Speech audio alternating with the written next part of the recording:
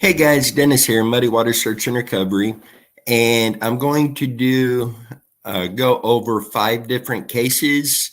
Some of these are case recaps, and some of these are new cases that have come in. So with 5 of them, let's go ahead and get started here. The first one is Joanie Wilcox. Joanie is missing from Kansas City, Kansas. She's been missing since November 8th of 2022. She's 61 years old, 4'9" to 5'1", and 100 to 115 pounds. She's got dirty dishwater blonde and gray hair and blue eyes. She was last seen around 9 p.m. in the vicinity of the 4100 block of North 74th Street, and that's north of the Washington High School in Kansas City, Kansas. She was wrapped in a brown blanket, and she did not have her personal belongings with her. She is known to frequent the Armourdale area and the Western Leavenworth Road area. She does have a medical condition that requires that she take medication that she does not have with her. If you have any information on this case, please call the Kansas City, Kansas Police Department at 913-596-3000. The next one is Helen Kely. She was 83 years old when she went missing. She's missing from Sioux City, Iowa. And she's been missing since May 18th of 2005. Now, I do want to say that reports are that she is presumed to be deceased. She kept an active social life. But like most women, she seldom left home without her purse, particularly if she was driving. Yet on May 18th, 2005, 2 weeks shy of her 58th wedding anniversary, she went missing and has not been seen or heard from since. She's 5'5", 115 pounds. According to her husband, who I believe is deceased at this point now, he awoke at approximately 8 a.m. that morning and discovered his wife wasn't home. He estimated she must have left their home in Sioux City, Iowa between 7 and 8 a.m. He didn't think much about her being gone, but when she didn't return home for lunch, he grew concerned and reported her to the Sioux City police as missing at 3 p.m. Also missing is her gold 2000 Honda Accord with Iowa license plate number 953EDK. She left home without her purse, which law enforcement located as her residence. In addition, she'd also made no comments to her husband about travel plans to go anywhere that day or otherwise. The active senior apparently left the couple's home with nothing more than the clothes on her back. The Sioux City Police Department made a public appeal for anyone with information to contact them, and they did receive a few tips, but none of those turned up anything. In mid-July of 2005, authorities were prompted to investigate a Missouri River boat ramp on the Iowa side in Sioux City. Despite a search by the U.S. Coast Guard and the U.S. Coast Guard Auxiliary, they found no signs of Kely or her vehicle. This is unusual behavior on her part, Sioux City Police Detective Greg Rose told the Sioux City Journal in a story published August 1st of 2005. We're obviously hoping that someone in the public can help us out and point us in the right direction. Helen Kely had been diagnosed with an undisclosed medical condition, but that condition was not considered life-threatening. Strange occurrences.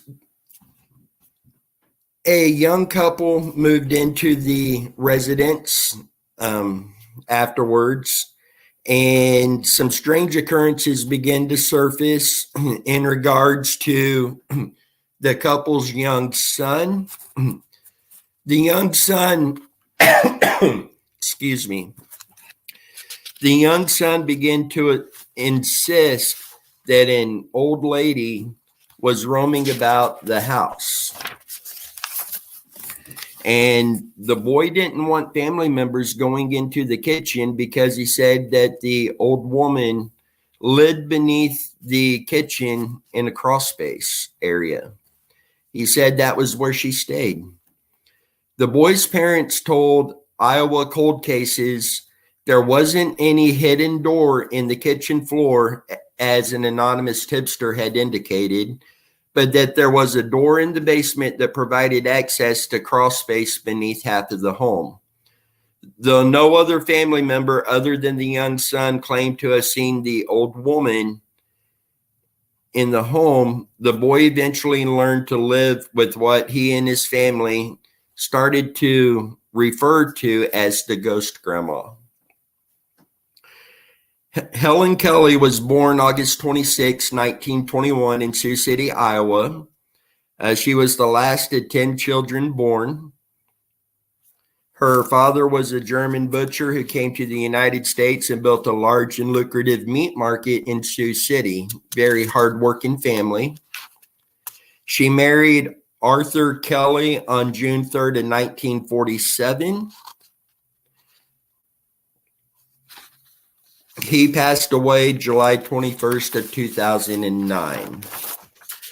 And again, along with her gold 2000 Honda Accord is missing as well.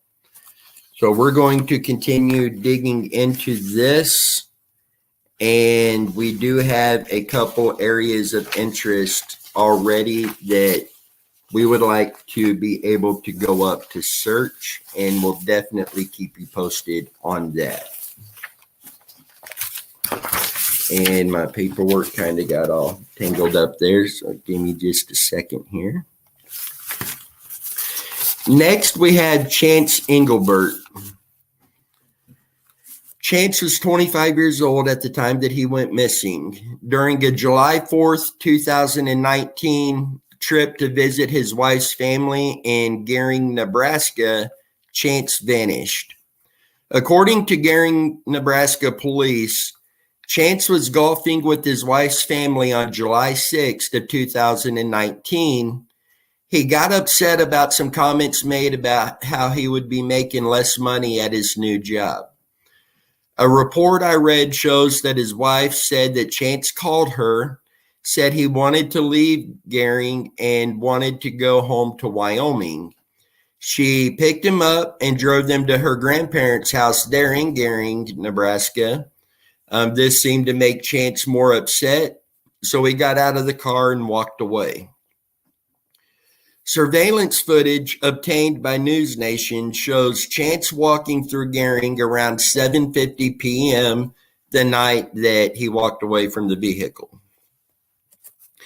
In the video, he could be seen looking at his phone and then taking a 90-degree turn to his left, similar as if he was following a map. An hour after the time of the surveillance footage, a really strong storm come through the area, a lot of lightning, really heavy winds, passed through Gering and the surrounding areas. At 9:08 p.m., a text was sent from Chance's cell phone to his aunt with the grumpy face emoji and a confusing mix of letters. After the text to his aunt, his phone went dark. There was no other activity on his cell phone after approximately 8 to 9 p.m. that night. His wife called law enforcement the next morning to file a missing persons report. Friends and family mobilized a search party on foot and using drones. Law enforcement has done searches. There's been other searches taking place throughout. His wife said the t-shirt Chance was wearing that night was grayish purple, and he was wearing Wrangler jeans. Chance has brown hair and hazel eyes, 5'10", 195 pounds. Chance and his wife had a young son. Chance absolutely adored and would not leave for anything in the world. If you have any information on this case, please contact the Gering Police Department at 308-436-5088. We've been digging into this case for a little while now, and we do have a couple areas that are of interest. We're still trying to narrow down.